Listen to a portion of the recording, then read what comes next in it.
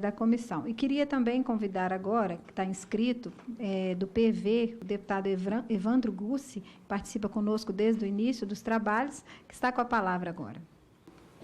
Senhora presidente, obrigado pela deferência. Infelizmente, não estou desde o início e não pude peguei apenas o final da fala do padre Paulo Ricardo e da doutora Amine, também infelizmente não consegui pegar, embora tomei o cuidado de ver escritos, depoimentos da senhora, enquanto também outros falavam.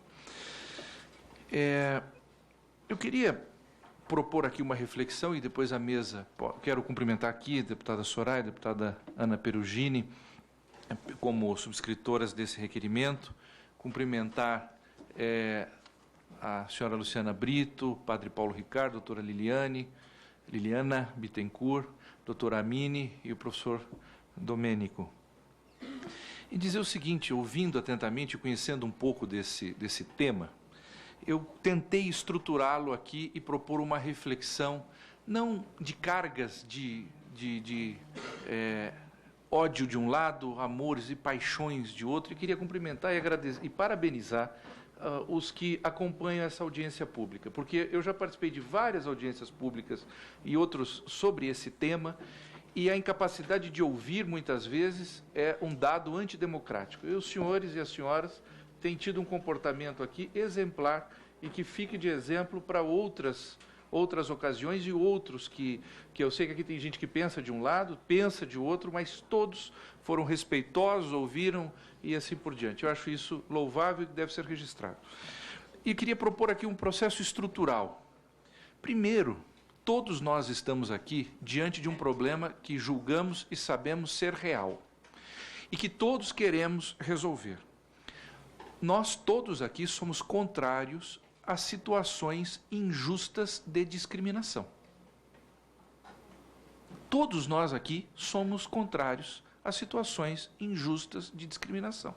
Eu não acredito que haja aqui uma pessoa que não se sinta extremamente dilacerado ao ver uma mulher que seja espancada por um homem, que seja mantida em cárcere privado, ou qualquer outra situação minimamente vexatória, até porque isso para mim seria um padrão de problema psíquico, né? Ou criminoso.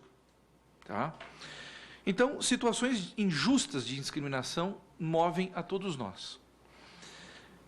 E no caso da relação homem e mulher, o que de fato nos agride são, especialmente, os homens, ou que não sabem por uma falta de educação adequada, ou que mesmo sabendo, usurpam alguma pretensa superioridade física que possuam em relação às mulheres. Então, eu queria primeiro plantar o problema. Há um problema. Há um problema de discriminação injusta, e muito ligado a esse problema de discriminação injusta estão homens que, durante a história da humanidade, não souberam, ou ainda que soubessem, usurpam de algum tipo de superioridade física em relação às mulheres. Bom, de fato, se nós olhamos o problema histórico, nós percebemos que os regimes, os sistemas sociais primitivos, não sabiam lidar bem com esse processo. Viam na superioridade física masculina, pelo menos de regra, tá? Um poder que deveria ser usado para apenas algum tipo de opressão, que poderia ser usado como um tipo de opressão. É a cena clássica, os que têm pelo menos mais de 30 anos, leram uma historinha em quadrinhos do Piteco, que arrastava a sua esposa pelo cabelo, não era isso? Veja, então, símbolo justamente de um primitivismo, de uma visão primitiva. Uma resposta, óbvio, equivocada e contra a qual todos nós queremos lutar juntos nisso. Mas houve uma outra resposta na civilização ocidental. Quando foi sendo construído, por exemplo, o ideal cavalheiresco. Toda uma literatura, todo um processo que começa a nascer na Idade Média, e a deputada Ana Perugini fez referência à Inquisição e períodos assim, e aí eu quero só dizer que é um dos períodos mais comentados e menos conhecidos, né, sobre esse que existe na história da humanidade, né? As pessoas pouco conhecem sobre a Idade Média, história, não leram Etienne Gisson, os grandes clássicos do período, e comentam sobre ele até sem muitos elementos, e, entre eles a própria Inquisição. O que aconteceu em todo o ideal cavalheiresco, por exemplo?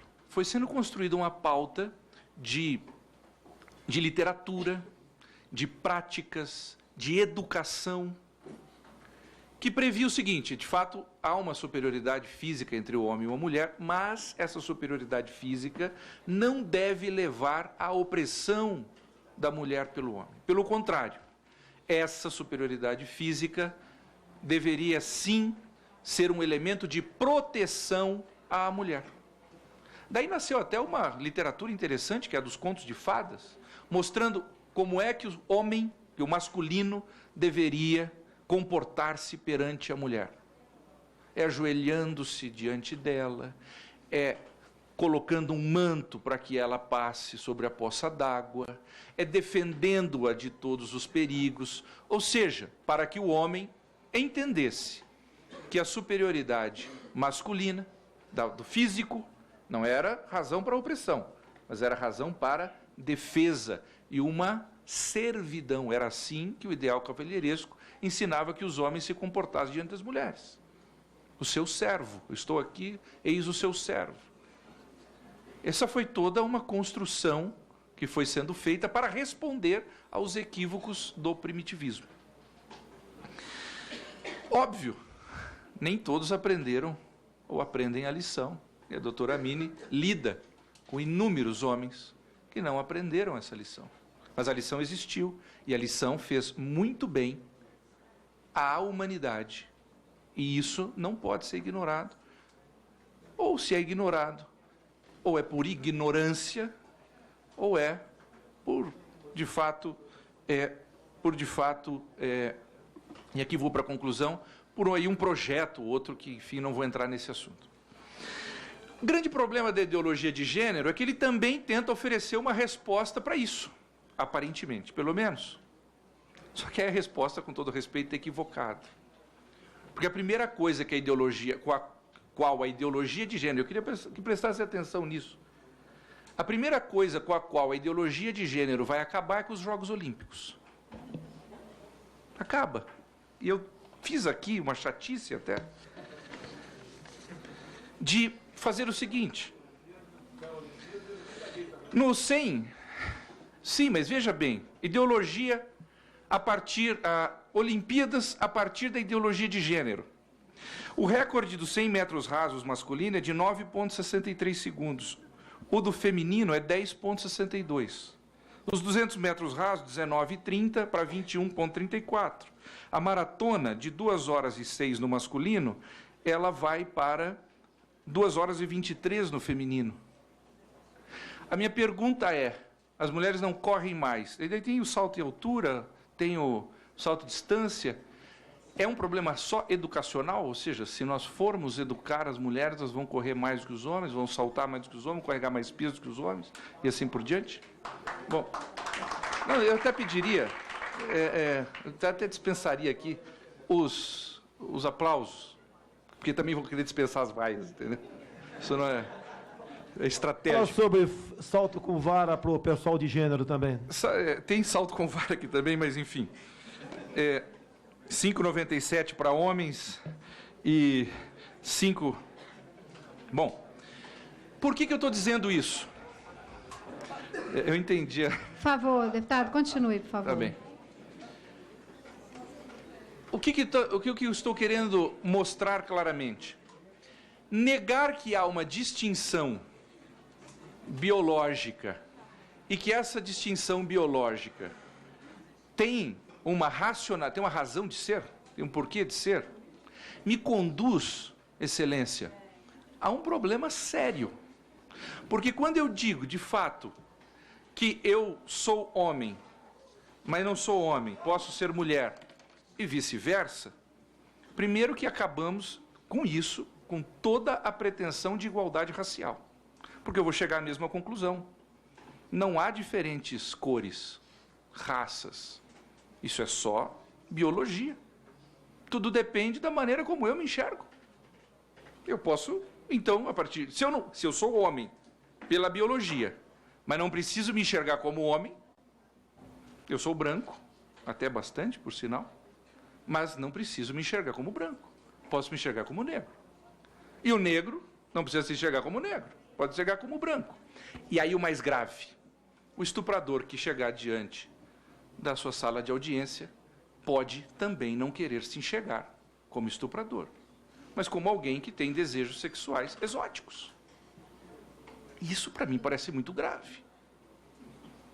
Existe um seriado da Discovery Channel chamado Most Evil, né? Traduzido no Brasil, o Índice da Maldade, que constrói o índice da maldade, chegando aos máximos psicopatas, serial killers. E aí eu vou permitir a esses sujeitos dizerem, olha, não há um padrão objetivo do que é o bom, do que é o mal, do que é o certo, do que é errado, do que é o natural ou é o antinatural. Você vai poder se enxergar como é. Então alguém que mata 30, 40, 50 pessoas pode dizer, meu amigo, eu sou apenas diferente de você. Porque um argumento, isso eu aprendi nas aulas de lógica, para que ele tenha mínima possibilidade de ser verdadeiro, ele tem que ser levado às últimas consequências, e é isso que eu estou fazendo. Eu estou esticando a ideologia, o argumento da ideologia de gênero. O problema é o seguinte, ele não sustenta 10 centímetros, ele já rasga. E último ponto, por exemplo, quando nós falamos do processo, do problema, agora óbvio, se nós falarmos sobre inteligência, de fato não há distinção, isso é comprovado, entre a inteligência feminina, assim, há índices, se a gente pegar os índices objetivos de inteligência, não haverá distinção entre homens e mulheres. Há mulheres que são muito mais inteligentes que determinados homens e assim por diante. Agora, é comprovado que as inteligências são diferentes, em regra, pelo menos. E outras inúmeras capacidades. O que não dá para dizer é que há uma igualdade, essa resposta da ideologia de gênero. Há um problema que é verdadeiro, ela é equivocada. E um último ponto é o seguinte, por exemplo, foi citado aqui a questão da mulher na economia. É curioso que o nascimento da palavra economia, oikos, nomos, as regras da casa, acontece na Grécia Antiga. A economia, as regras da casa, acontece na Grécia Antiga. E a economia nasce, olha, atenção a isso, a economia nasce como um papel próprio da mulher. Quem organizava a casa e os processos econômicos eram as mulheres, porque os homens estavam dedicados a outras atividades, especialmente à política, no caso dos cidadãos.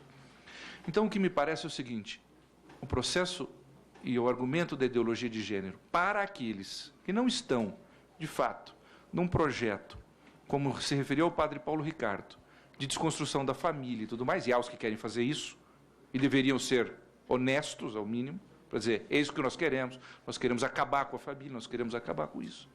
E aí tudo bem, a gente conversa se isso é bom, se isso é ruim, se isso vai para a lei ou não vai, se vai para a Constituição ou não.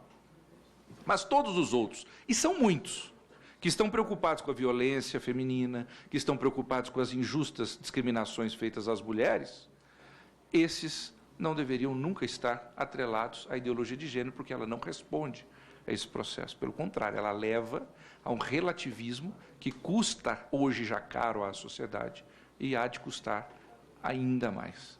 Obrigado, senhora presidente. Obrigada, deputado. Eu passo a palavra agora para o último deputado inscrito. Logo após, nós vamos retomar aos expositores para que eles possam fazer